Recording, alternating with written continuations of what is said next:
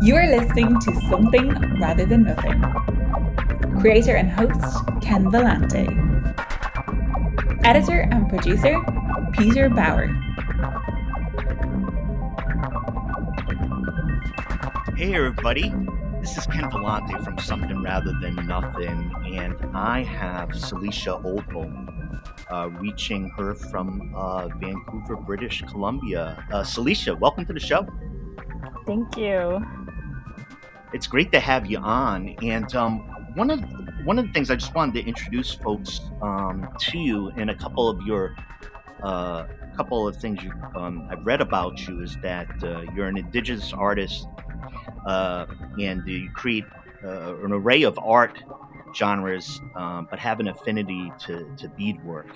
And I actually learned a lot reading your descriptions of the beadwork by the materials that you use. I've never, in my experience, was reading particularly the details of where the bead. So that was really great to see. I had a comment or a statement that I read that I wanted to ask you about immediately because it really interested me. You wrote that I feel that artistry can empower individuals and empower and motivate them to seek more land knowledge, traditional ecological knowledge. Can you tell me about that statement? Because I talk about art a lot, but the connection that you made right there is not one that I've run into much. Yeah, I didn't get to do art when I wanted to, and I I was very mindful of my mom's wishes. My mom raised me, and I suppose I could have changed the minute that I turned 18, but I was set on being in college, and um somehow through the years that I was in my bachelor's degree, I took a lot of, in American terms, it's Native American studies courses.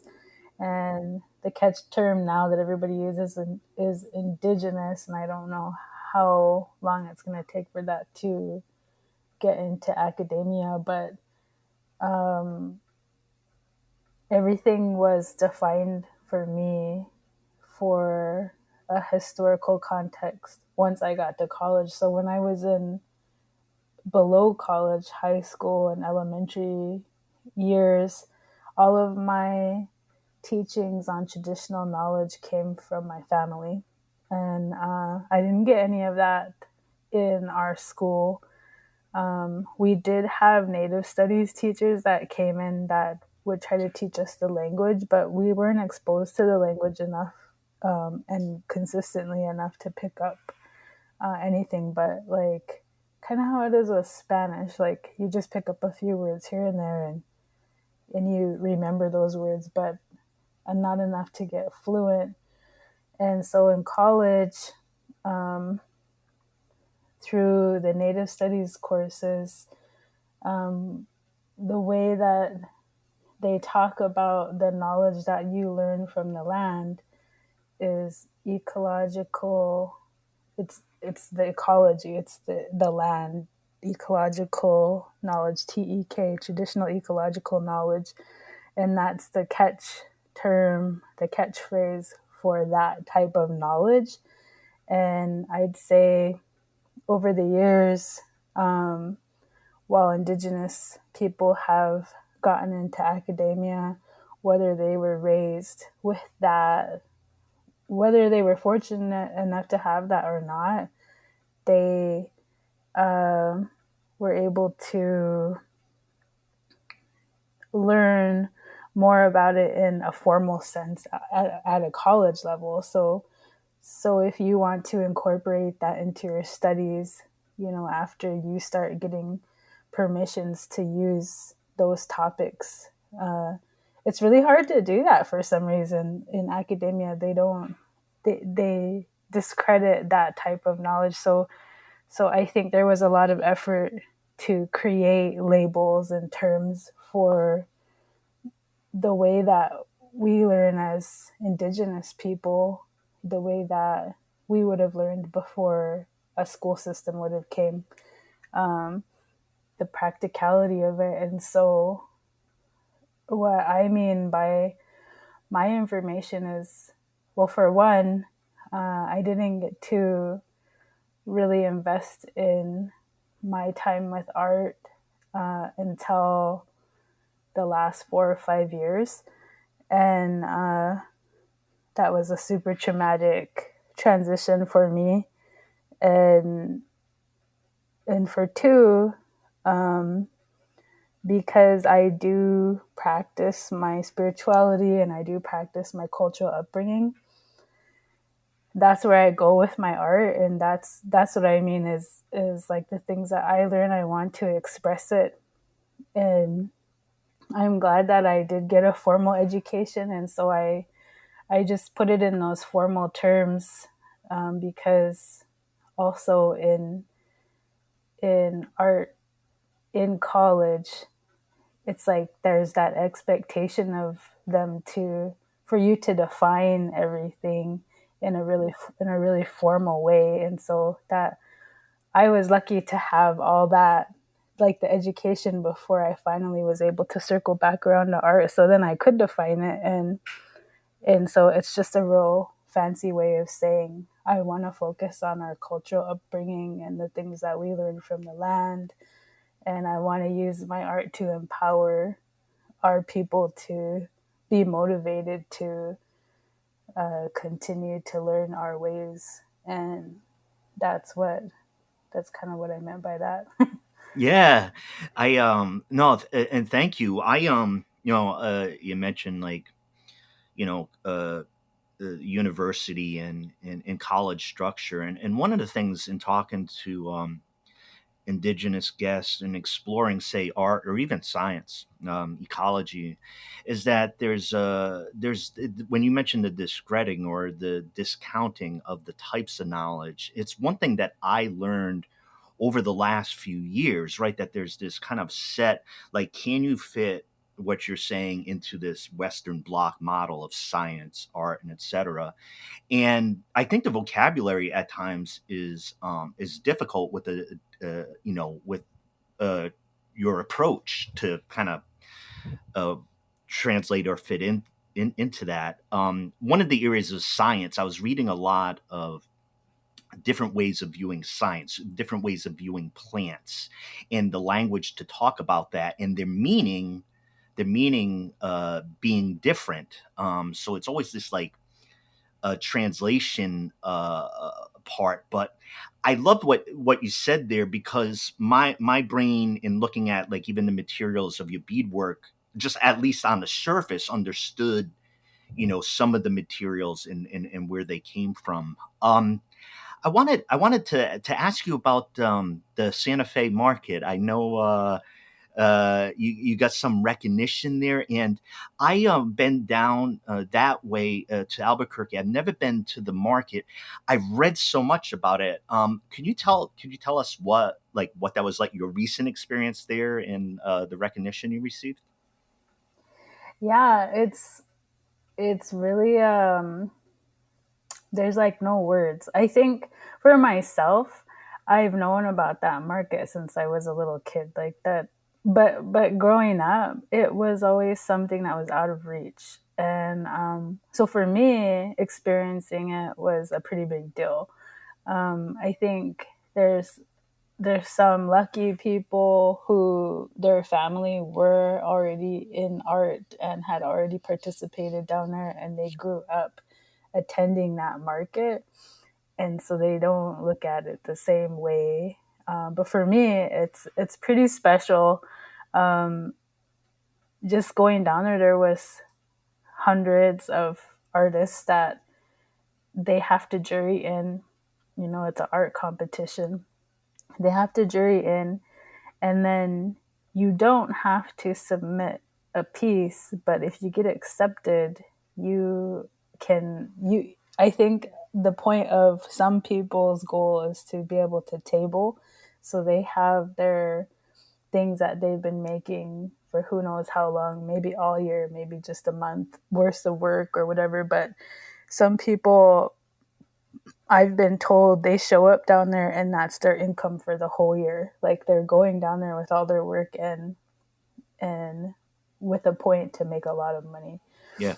And the experience is really drawn out compared to some other Indian art markets that I've been to, because there's like a day when you turn in your work, then there's a day where they judge the work, then there's a day where they do just celebrating just like award winners, and then also there's a reception, and then the market starts the next day. So it's really drawn out. When you're exhausted, it'll Yeah, be like, okay, let's start. yeah, and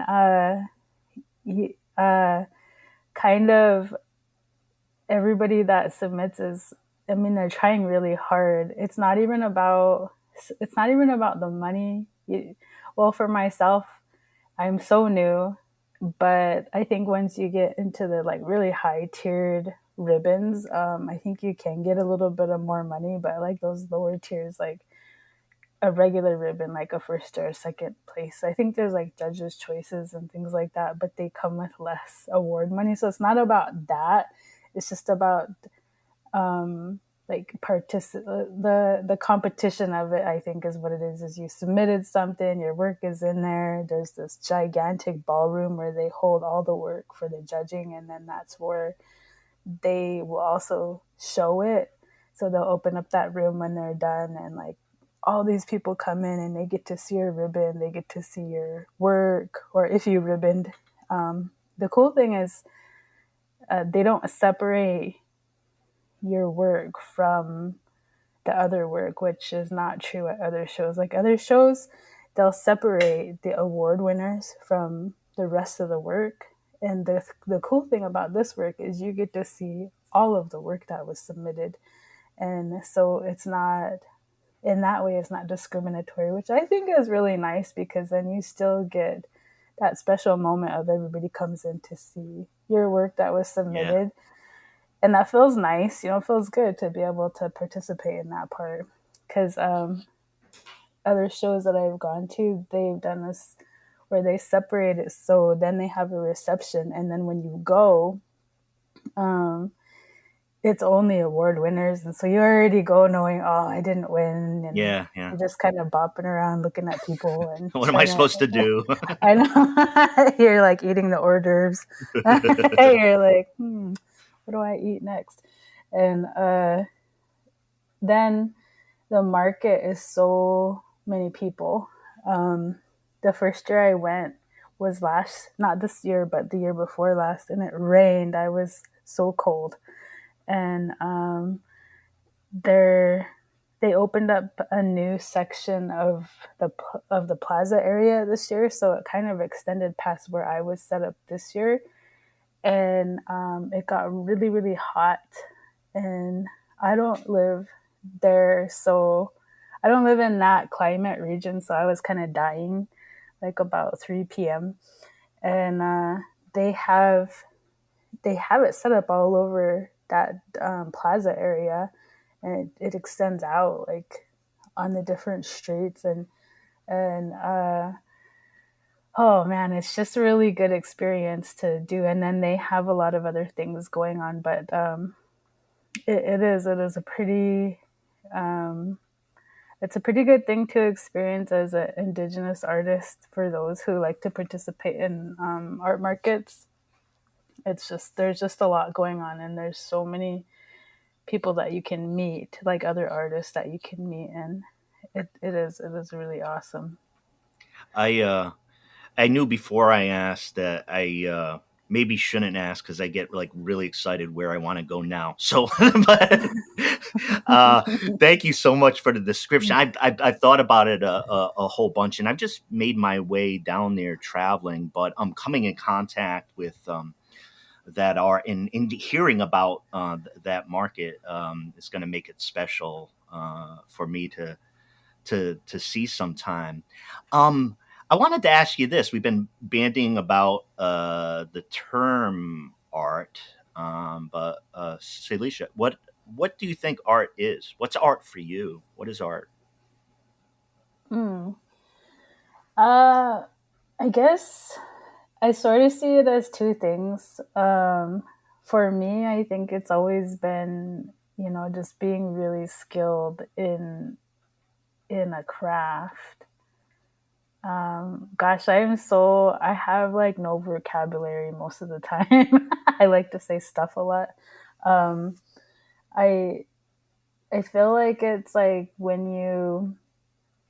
you're just so skilled at a craft and you have a passion to continue to do it, and it makes you happy. Like those are the type of things. Or maybe it's like for myself, like with beadwork, it's like the thing that was given to me by my grandmother.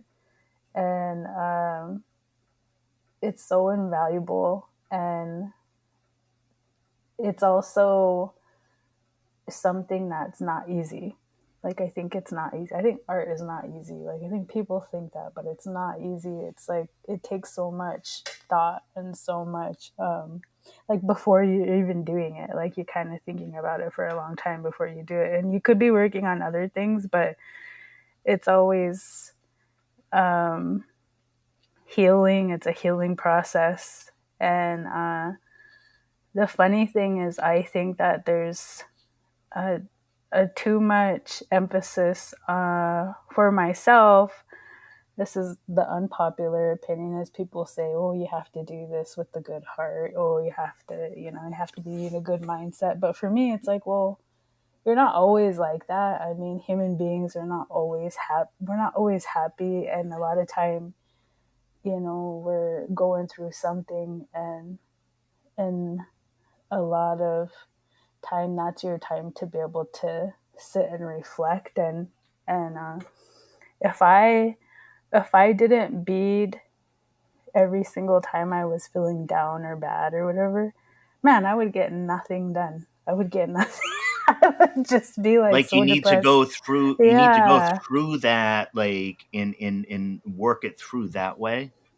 Yeah, like I need it to be able to go on with life. Like I feel like it's just a part of my uh I wouldn't say my worth, but something about that. It's something about like being able to move forward and take steps in my own life. And even if I wasn't trying to sell any of those things that I made, it would still feel that way because those things are connected to who I want to be as a Salish woman or a Crow woman. Like I want to be able to have that skill, and I want to be able to provide those things for my family, and I want to be able to be there if my family needs to know those things. Like I don't want to put it down and let it go and then say, oh, I used to be a long time ago. I hear people say that, and I'm thinking, Yeah. why don't you still be like, you want to watch Netflix and you don't want to be like, why? Like, Yeah. you gotta. It's kind of like the things that, Breathing or something. yeah, it's like that's like a part of the day. Like you should be able to have something to do during the day, even if you weren't selling those things. And to me, that's what it is, and I really do enjoy learning other forms, but my heart always goes back to trying to incorporate beadwork into everything. And so for me, that's art, is having that skill that sort of helps you get through life. And it's a part of it. It's tied into it. It's a balance. It's part of the balance of just being during the day, during a daily basis. Yeah. Well, thank you for your beautiful artwork. Um, I enjoy the photography and painting as well. When you're talking about going to beadwork and that, I love that when you're talking about like need that and whatever you're going through that's for you in creation. But what's the process? I mean, do you ever? Let me ask this question. I mean, like, you ever in like thinking about painting? Is there something that at least the process for you to go through that's different? because you're skilled in different areas, and beadwork being primary. What does, say, either the photography or the painting, or for you in your art process, do for you? Um, well, for me, like the photography is something that I wanted to have. I wanted to learn it. I don't practice it enough, but I wanted to learn it because I think that it helps with um, framing imagery. Like a photographer knows ratios, they know how much of something needs to be within a frame. And I use that with everything that I do. Like it's not just photography, it's like painting or drawing or beading too. Like I use those tips in everything. And so also I wish that I had more time so that I could do that. But then the painting, why do I like the painting is not more about that if I can paint, it's more about the color. I really like Yeah. color theory. I like the color theory and I like the ability to be able to produce a color. Um, and I didn't really get as much teaching on that either as I would have liked. And I think that's why, with the other things that I like to do, I don't do them as much because I didn't have enough training in them to feel like a spark to keep going back to it. And I will do it if somebody asks me, and if it's something that I haven't done, I'll study a process like the formal process. But for me, it's like the being able to focus, and I relate a lot of things to um, that to non-indigenous techniques, I don't know what to call them, formal Yeah. techniques. Yeah. I relate a lot of those things to what I know from my own background, like the things that we do, and I like to see how to substitute those things or how to frame it into my own perspective. And so I think that for myself, it's important to learn what non-indigenous artists and teachers do because I don't know, I've been asked about it before, and I found, and this is an unpopular thing too, but to me it's the most helpful thing in my whole life, is I found that being non-discriminatory about everything in the learning process is far more beneficial than trying to just segregate, you know, is it a native teaching? Is it not a native teaching? Is this our ways? This is not our ways, and trying to include the best of everything into what I do seems to be, it seems to work best, it seems to be able to, where I'm not separating things. I don't like doing that. I like to be able to bring in best practices of people and try out new things, and probably like a lot of artists, I don't get to try everything that I want to try, but um, I have hopes. I Yeah. hope I have hopes to try it. It's like one day I want to try oil painting, and then I think I don't know when I'm ever going to do Oh my God. Yeah. That seems. Hey, we should all be open to different art forms, and I certainly am. I painted, but somebody please help with the application of oil paint. And I have no that. I patience. know. Like I can't. I need help because I have no patience either. I'm like, this thing should be dried. I want to do something with it, but one of the I really loved listening to your different types of the integration of knowledge. One of the things, I started the podcast 4 years ago, and I just thought art, and I probably thought about art in like traditional ways, maybe from the university, but then the show just really developed in a different direction based on my guests and my curiosity and learning, and I learned so much from indigenous guests. Like I'll tell you one. Like I was talking to Steph Littlebird, painter designer, and she was describing to me like color, because I was like asking about the color she used, and she was describing about powwow and the motion and color. And I got to tell you, like at that point, I was able to see. I was able to see things that I didn't see. The magnificent fluorescence and the flow. It was there, but something in my brain needed to be able to open up and see it.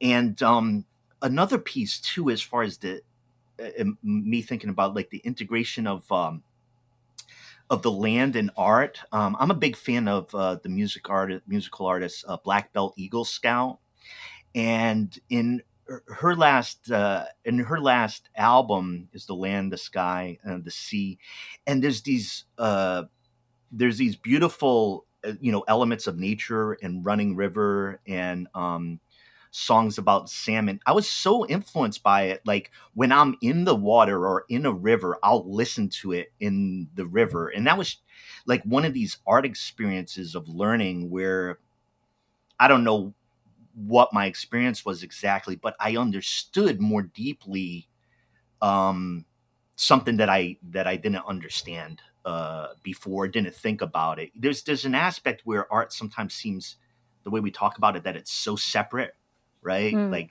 am I Mm-hmm. seeing it at the Guggenheim in a perfectly lighted type thing? And I think we think about it that way sometimes. So, what I also wanted to ask is, and you've gotten at this a bit, but I do want to formally ask you the role of art in creation, or is there something about being an artist right now that you feel is more important? Just in the sense of the role of the artist in the world. Yeah, I think right now it is really important. I don't think it's more or less important than what it was. I think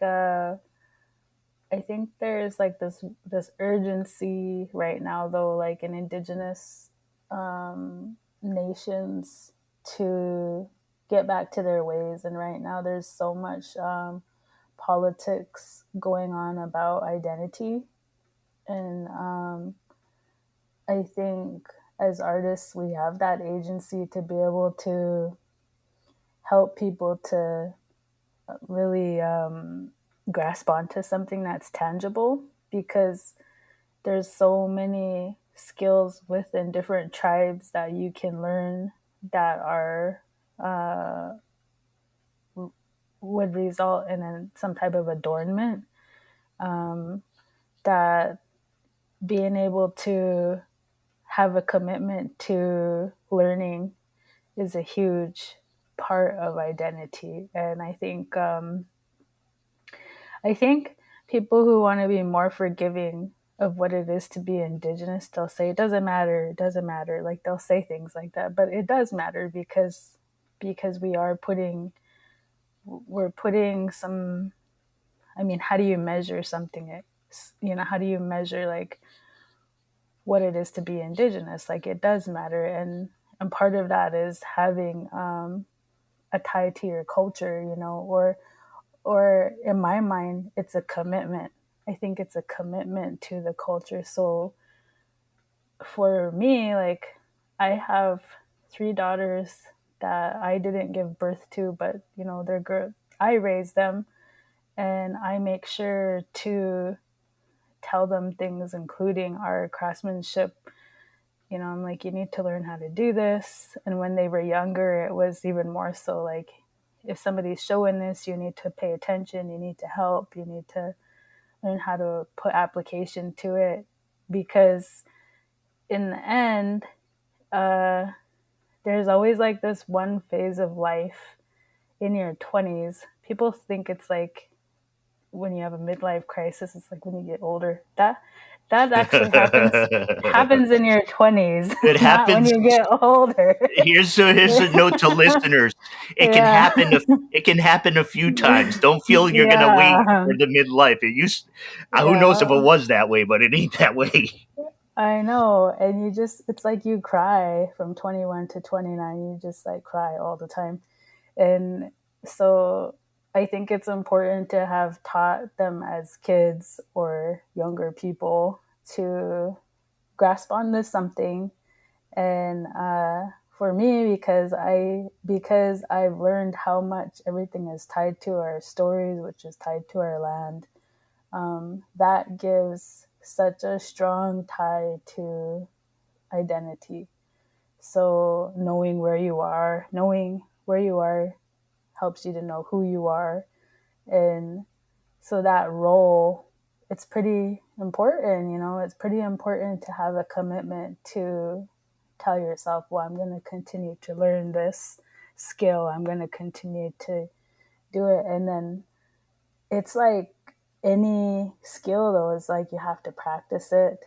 And I think that's where people sort of, like, I suppose there's a lot of other opinions, but that's my opinion. I feel like if you're not going to put the commitment into that and then try to come around and tell me that it doesn't matter, like, I don't believe that. It's like, it does matter, because I work real hard to do those things, and those things are sometimes tied to my my spiritual beliefs, and those spiritual beliefs help me in my daily life, and so I'm not just going to take it lightly, or I'm not going to be super empathetic to a person who doesn't want to make a commitment to who they are and their way of life, and the things that the hard work. It's hard work. That's what it is. It's the hard work that goes into it.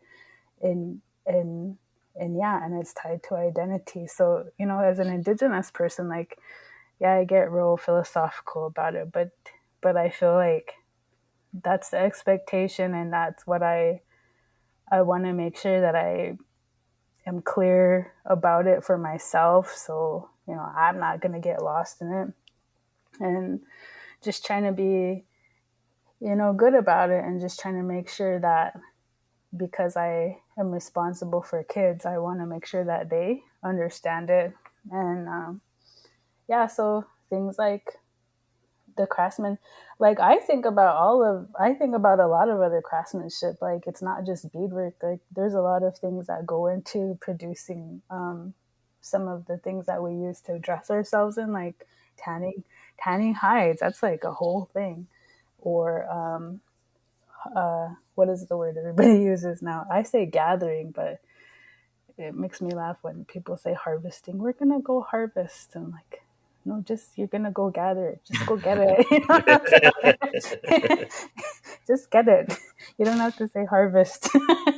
But they'll like gather, items for dyes, or and that's like a whole thing. Just all this knowledge that you have to know. Or there's what was the one that's, quill work. That's a whole nother thing. And God, there's so much. There's so many things, and it depends on where you're from. There's weaving. There's all types of weaving. I mean, I don't know. There's just so much, and it is tied so strongly to identity. So that's the role. That's where I put it. That's where I hold it at. Yeah. And yeah. Yeah. Thank you. Yeah, I ask a lot of questions, like, looking for answers in philosophy, and we kind of know that as heavy as it gets, sometimes it drops down. One of the pieces for me is that, like, I ask these questions, but I know for me, art sometimes is complete mystery, and I'll give you one example. There was an artist, Raven Juarez, and it was during she does some painting, and it was during the wildfires that are out here in the Pacific Northwest. Scared the shit out of me. It was like, is it gonna like blow all the way across the state? I'd never seen or heard anything like it before. I'm an East Coaster, so but so that was in Raven did a painting that I bumped into later that was from my dream. That was like a dream that I had of, like, fire, trees, animals, and movement. And I was just startled. Like, I was just startled. And it was the type of thing where within philosophy, right? Like, oh, we're talking, we want to explain things. And what's the answer? Knowing full well, I can't explain anything about me seeing a painting from another artist who I've never met in person, and I saw something that was in my head. Like, in how do you explain that? And I think even in this like investigation and inquiry, I know that a lot of times art just kind of seems to be like, how did that happen? Like, how did that occur? Yeah, that's like, what do they say when you see something that means you're doing something you were meant to do? Yeah, yeah, yeah, Yeah, I think, I don't know, like, I think that's the thing too, is, I feel like within indigenous art, like, there's a lot of expression of that, and I get surprised when people share that, because it's a pretty personal thing, yeah, yeah, and but I guess if you feel like you want to share something super personal, I guess that's what it can be, and uh, I don't know. I think it just depends on what the purpose is of you know what it is, and sometimes you're doing it because it was like that situation, like she had to do it because probably it was meant to be seen. yeah, yeah. I want to ask you a couple more questions. The big one, speaking of philosophical questions, why is there something rather than nothing? And there's always something. There's always something. There's always something, and it's just, oh. That's what I feel when I hear that question. There's always There's always something. there's always some. It almost sounds like a complaint at a certain point. Like, geez, there's always Just something. so much. I think where I take that is like in trying to have a peaceful life, or like a good situation, um, or I guess really where I take that is in my sobriety. There's always something, like, sort of the way it was put to me is like, if being good was so easy, then everybody would do it. Yeah, And if making good choices was so easy, everybody would do it. yeah, And so it comes down to, it's not. And so that's where that went for me, is there's always something that will test you, like, yeah, all the time. Like, you have to go through some weird thing, and then I feel like it's like you have like this baby graduation that nobody knows about, like, oh, I did that in life, and ah, now I know how to go through that. yeah, That's why there's not nothing, is because nothing is like the bad. It's like the bad is like, blowing off your responsibilities, and never having to go through the consequences. Uh, God, there's people like that, and I don't know how they get through life like that. They somehow always get away with everything. They make a bad decision, and maybe it's just that I'm not seeing the bad things that they go through, but they seem to always have. They get to travel, they get money, they get to go all these places and do all these things, and never have to. They never have to pay for, living like this lavish, easy life or whatever. yeah, But it's like, doing just trying to have a good life, and trying to get through it, and you have your like ugly cry moments, and you have your, I don't know, that's where I take it, is like there's always something, and it's that thing that makes you stronger, whatever it yeah. is. It's No, you're going through something hardcore, and it makes you stronger, and then all of a sudden one day you get to say you adulted. You I adulted. made it. I made it through. I Yeah. made it through. Leveled up. Made it through.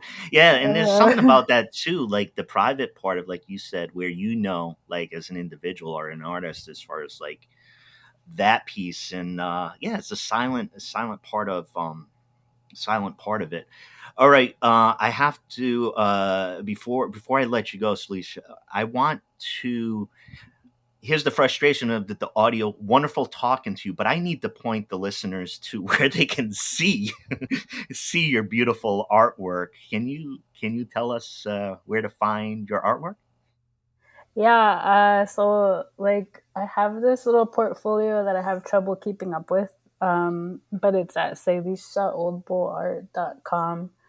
But then I have Instagram, and I have two profiles. One has nothing on it because that profile got hacked and I never went back to it, but it functions.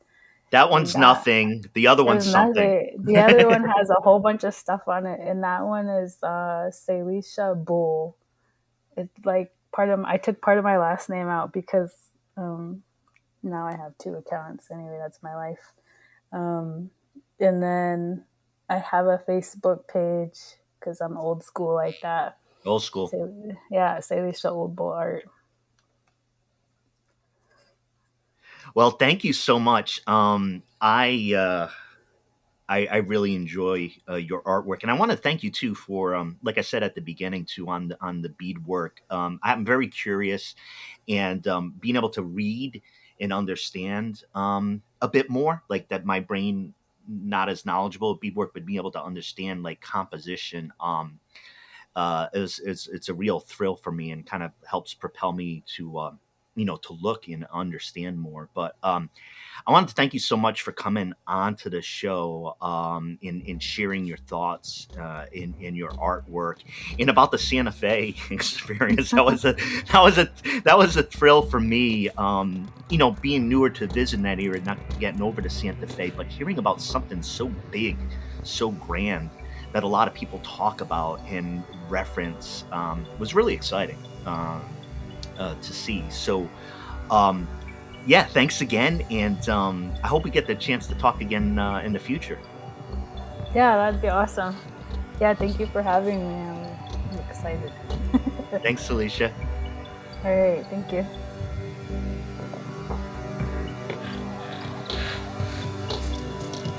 This is Something Rather Than Nothing.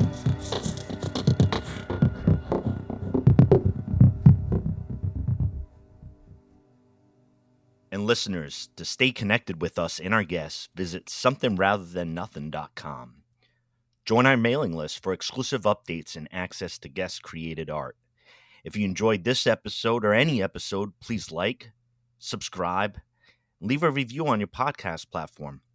People really read that shit. Your support helps us reach more listeners and spread our community across the planet. This is a global show, and we like to give a shout out to our many listeners across the world, including many listeners in Canada, Spain, Germany, UK, Argentina, Brazil, India, Thailand, and so many more places. Be sure to follow us on Instagram at Something Rather Than Nothing Podcast for behind the scenes content. And the best way to help the show is to tell your friends about us. If you love it, they'll love it too. Tell your friends who love it. We love you. This is Something Rather Than Nothing Podcast.